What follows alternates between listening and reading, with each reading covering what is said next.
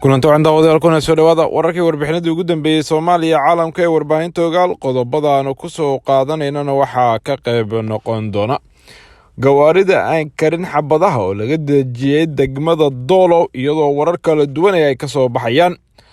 safar uu ku yimid maanta magaalada Muqdisho wasiirka difaaca Talyaaniga iyo waliba qorshayaasha uu yimid ayaa qayb ka noqon doona midowga Afrika oo markii ugu horeysay war ka soo saaray shirka lagu kala qaybsan yahay ee ka socda xirada Afisioni amar uu bixiyay madaxweyne Farmaajo lagu hor istaagay gudoomiyaha aqalka sare Cabdi Xaashi Cabdullaahi iyo guud ahaanba wararkii ugu dambeeyay Soomaaliya caalamka ayaanu daawadayaal ku soo qaadan doonaa wararka warbaahinta ogaal media daawadayaal haddii aad ka mid tahay saaxiibada ku cusub wararkeena warbixinada fadlan la sii wadaag asxaabtaada kale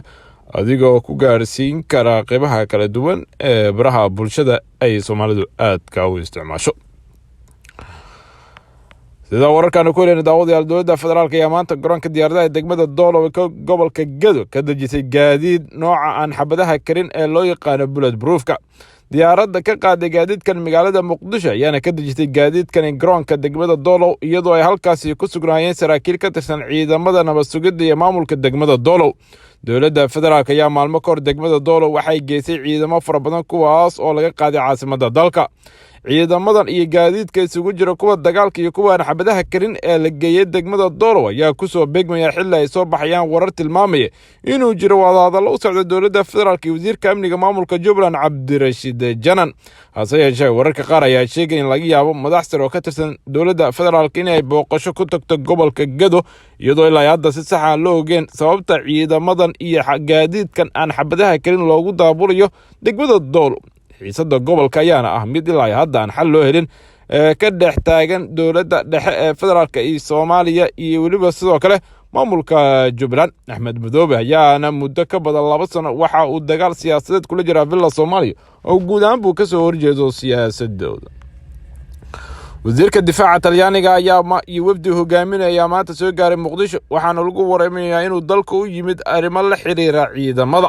wasiirkan ayaa waxaa garoonka diyaaradaha Cadda ku soo dhaweeyay taliyaha ciidamada xoogga dalka General Odoa Yusuf Raagi iyo mas'uuliyiin kale oo ka tirsan dowladda federaalka ee Soomaaliya sida la fahansan yahayba ninkan waxa uu u yimid Muqdisho inuu la kulmo xubnaha ugu sareeya dowladda Soomaaliya wuxuuna fariin ka wadaa dowladda Talyaaniga oo doonaysa inay ka qayb qaadato tayeynta ciidamada xoogga Soomaaliyeed dowladda Turkiga ayaana Soomaaliya ka caawinaysa tayeynta ciidamada muddooyinkii ugu dambeysay waxayna soo saartay cutubyo badan oo ka tirsan ciidamada booliiska iyo kuwa militariga kuwaas oo hadda u muuqday inay cudud weyn ku soo kordhiyeen dowladda dhexe ee federaalka si kastaba maatinka wasiirka difaaca Talyaaniga iyo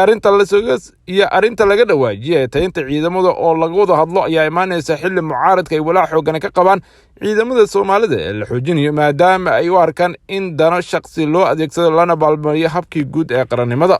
tani ayaa ilaa hadda wax war oo faahfaahsan arintaasi laga helin gudoomiyaha guddiga midowga Afrika ayaa Muuse Faki Maxamed ayaa shaaca ka qaaday walaaca ay ka qabaan kala qaybsanaanta shirka wada tashiga ka socdanaya taanada Afisioni Muqdisho isla markaasna isha ku hayaan khilaafyada lagu xalinayo arrimaha doorashooyinka shirkan ayaa ay diideen Axmed Madoobe iyo Dani ayaa u dhaxeeyay madaxweyne Farmaajo madaxda maamul goboleedyada taabiciyiinta ah ninkan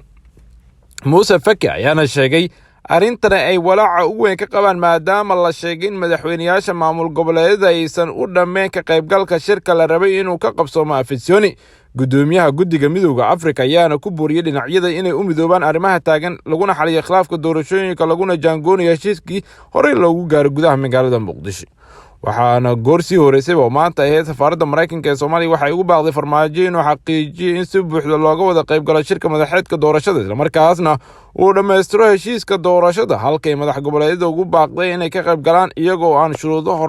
hordhigeenin maalintii labaad ayayna teennada Afisioni shir hal dhinaca ay ku leeyihiin madaxweynayaasha muddaxileedka madaxweyne Maxamed Cabdullaahi Farmaajo saddexda maamul goboleed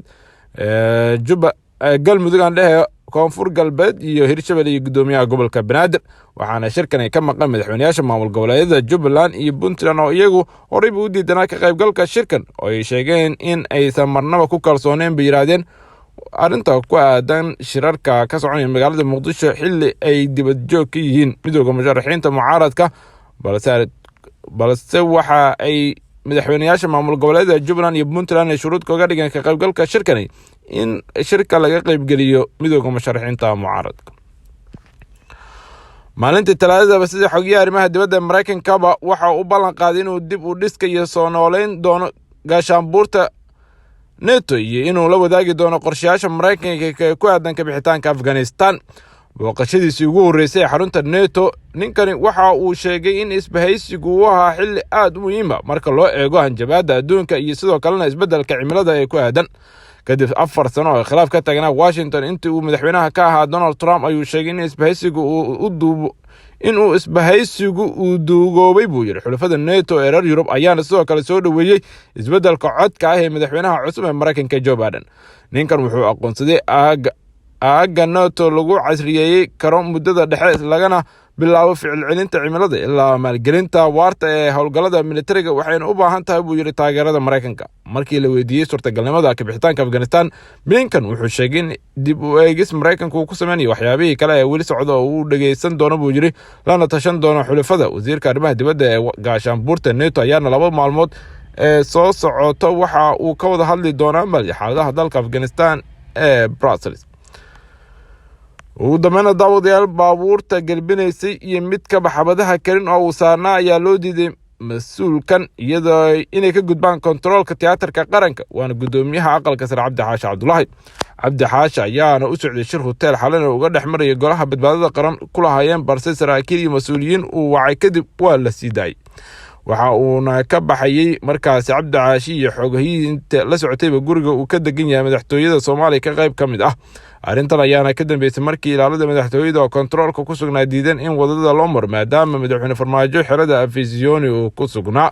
Senator Cabdi Xaashi oo aad isku hayaan siyaasad ahaan madaxweyne Farmaajo ayaa loo ogolaaday inuu gudbo balse ay aad uga carooday falka lagu sameeyay. maanta ka hor lama hor istaagin Cabdi Xaashi